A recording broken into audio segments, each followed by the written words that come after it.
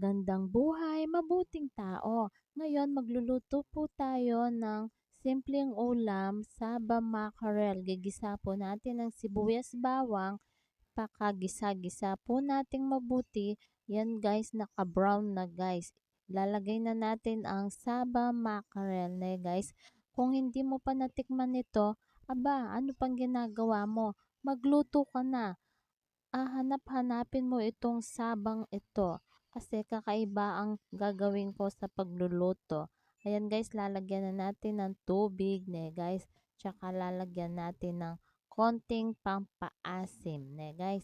Yan, ihalo-halo muna natin ng mabuti ang saba natin. I-chop-chop natin munang konti-konti. Yan, liit-liitin natin ng konti-konti. Lagyan natin pampalasa, asin.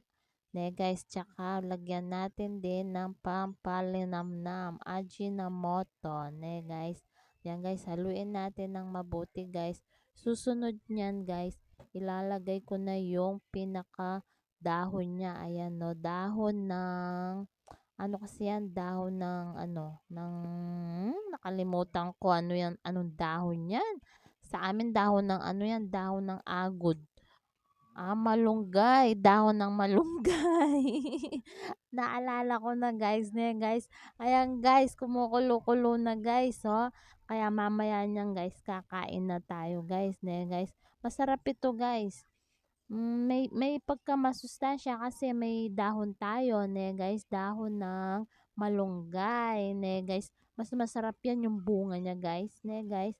Yan guys, pakakulo-kulo natin mabuti, ne guys. Ayan na. Nagsaing na pala ako dyan guys, so, ne. Puting-puti ang kanin namin. Tsaka konting